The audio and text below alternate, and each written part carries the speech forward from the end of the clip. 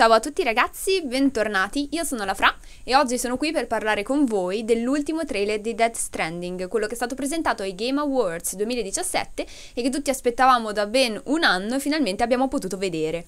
Io sono stata sveglia la scorsa notte, mi sono svegliata alle 4 del mattino e alle 4 e mezza circa è stato mostrato il trailer, quindi è durato un sacco, sono rimasta piacevolmente sorpresa dalla durata, ma allo stesso tempo, nonostante mi sia salita ovviamente l'hype per Death Stranding dopo averlo visto, ho provato uno strano sentimento perché era molto molto strano questo trailer, conteneva davvero tanti elementi tutti insieme e quindi la prima volta che l'ho visto non ho capito assolutamente niente e tuttora non saprei dire di che cosa esattamente parli questo gioco, come penso tutti noi. Quindi ho deciso di fare un video in cui metto qualche mia piccola interpretazione ovviamente, però soprattutto analizzo gli elementi che sono contenuti all'interno del trailer, che magari siccome c'è tantissima roba, magari alcune cose vi sono sfuggite. Successivamente, quindi nei prossimi giorni, vorrei invece fare proprio un video dedicato alla mia analisi personale, quindi le mie teorie su che cosa possa trattare Death Stranding, che cosa possono significare alcune cose contenute nel trailer, eccetera. Quindi oggi mi limiterò a una pura analisi, ovviamente ripeto sarà influenzata tantissimo dalle mie interpretazioni anche questa, perché è impossibile non tenerne conto. Quindi quello che farò sarà narrare un pochino quello che era contenuto in questo trailer, però non in ordine cronologico, quindi non seguendo lo sviluppo del trailer, ma parlando un po' di quello che in generale c'è dentro. Quindi in descrizione vi lascio il link per guardare il trailer se per caso non l'avete ancora visto. Una volta ci fu un'esplosione, un botto che diede origine a spazio e tempo. Una volta ci fu un'esplosione, un botto che fece girare il pianeta in quello spazio. Una volta ci fu un'esplosione, un botto che ha dato origine alla vita così come la conosciamo. E poi è arrivata un'altra esplosione. Sono queste le parole che aprono il terzo trailer di Death Stranding. Il primo pensiero non può che andare alla creazione dell'universo, ovvero al Big Bang, l'esplosione che si suppone che miliardi di anni fa abbia dato origine al mondo così come lo conosciamo. Allo stesso tempo, il tono del gioco e le parole iniziali di Norman Reedus lasciano pensare che in un secondo momento sia successo qualcos'altro. Probabilmente un catastrofico evento che ha avuto delle ripercussioni così grandi sul pianeta da essere considerabile come un nuovo inizio, un completo stravolgimento del mondo, al pari quindi del Big Bang. La scena si apre anche questa volta, come le due precedenti, con uno scorrere della telecamera che ci mostra creature marine senza vita. Si tratta infatti anche questa volta per lo più di granchi.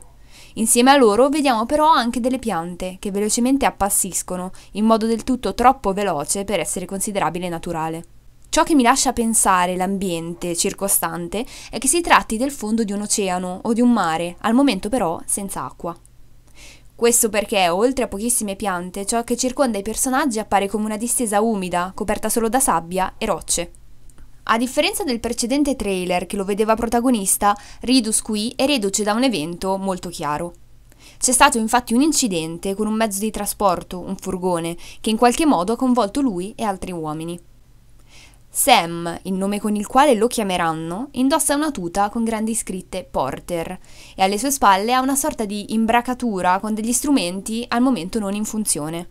Oltre a questo, vedremo che porta appeso all'attrezzatura una acchiappasogni, probabilmente un portafortuna o comunque un oggetto personale. Possiamo notare che a differenza del precedente trailer non indossa il braccialetto o manetta luminoso. Questo particolare accessorio però sarà ben evidente sugli altri personaggi.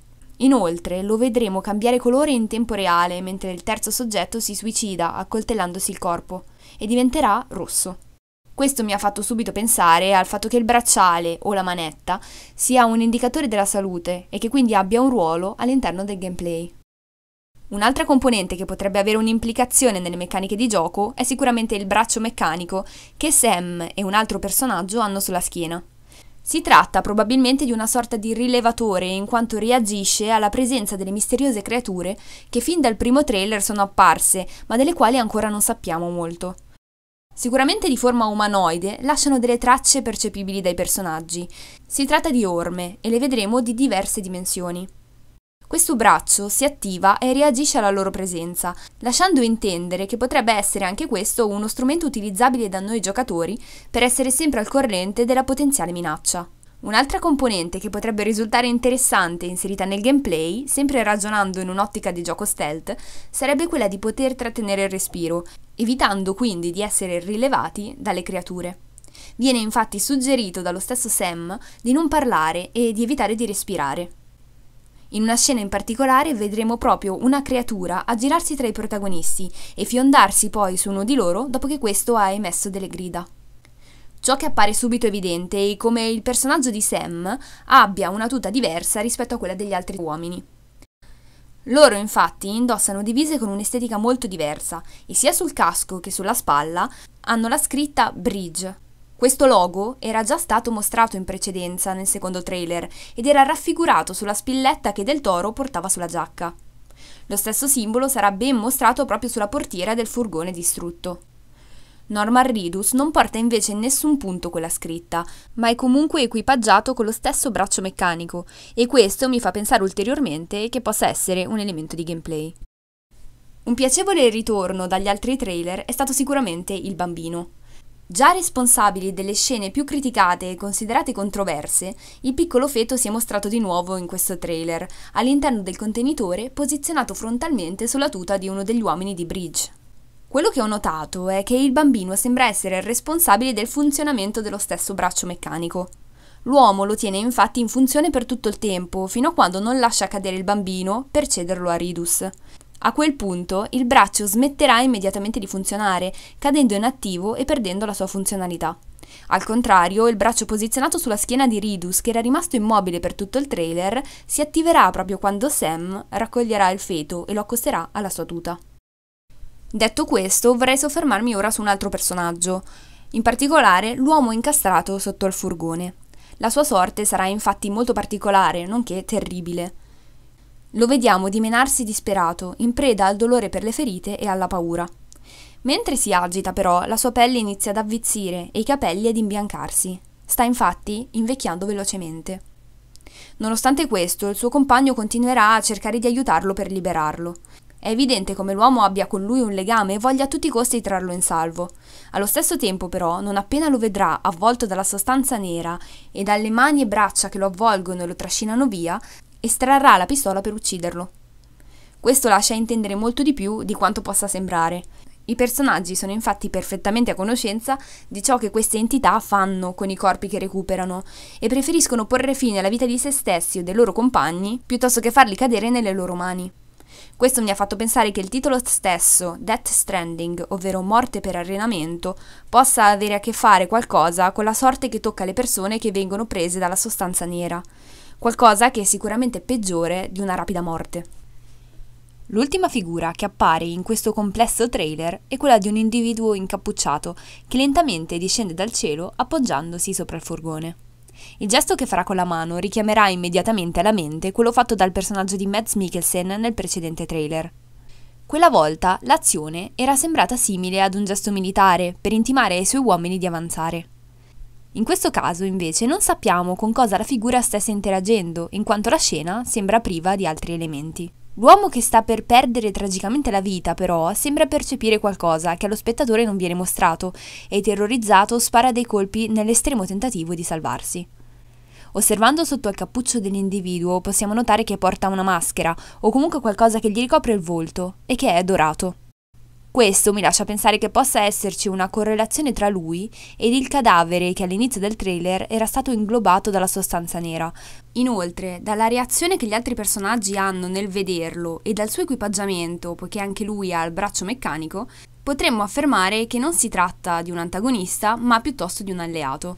Quello che sembra un trailer già complesso subisce un ulteriore stravolgimento quando la gravità sulla scena inizia a variare. Ogni oggetto o persona presente sul posto inizia infatti a fluttuare nell'aria e a sollevarsi, prima i corpi più leggeri e poi persino il furgone. L'inversione della gravità sembra avere a che fare con l'aumentare del livello del liquido nero, che, salendo di livello, ingloba ogni cosa. Il responsabile di ciò che sta avvenendo nell'ambiente sembra essere un'enorme figura alta decine di metri. Dal corpo umanoide ha 2 enormi gambe e 2 braccia che sembrano tirare delle simboliche corde. Oltre a questi elementi possiamo notare una sorta di cordone umbilicale che dal ventre gli ricade fino a terra. Sarà proprio lui a generare un'enorme ed accecante esplosione. L'evento successivo allo scoppio è sicuramente quello che spingerà maggiormente gli appassionati a sviluppare le più disparate teorie. Dopo una breve immagine di Ridus, di nuovo senza vestiti, che fluttua nell'acqua, vedremo che l'ambiente circostante, pur essendo a tutti gli effetti lo stesso luogo di prima, è divenuto subacqueo. Attorno a Sam vi sono diverse creature marine, questa volta vitali, che arricchiscono l'ambiente insieme a piante e coralli. Oltre a queste, fanno il loro ritorno le balene, animali che sicuramente avranno un ruolo centrale nel gioco. Rimasto sul fondo, stranamente senza galleggiare, Ridus sta ancora proteggendo con le braccia il contenitore con il bambino. Mentre è privo di sensi, vediamo i corpi dei suoi compagni morti galleggiare e quando uno di loro raggiunge la superficie viene raccolto da un'inquietante figura che si allontana subito volando. Ed è qui che avviene ciò che in molti considereranno sicuramente la scena più stravagante mostrata finora. Il feto non è più all'interno del suo contenitore, ma nello stomaco di Sam. Sembra essere lui il responsabile del teletrasporto che poco dopo lo trarrà in salvo. La scena che segue assomiglia moltissimo a quella mostrata nel primo trailer. Ciò che potrebbe sembrare essere stata un'allucinazione del protagonista viene rievocata però quando Sam rigurgita dei molluschi ricoperti interamente dalla sostanza nera.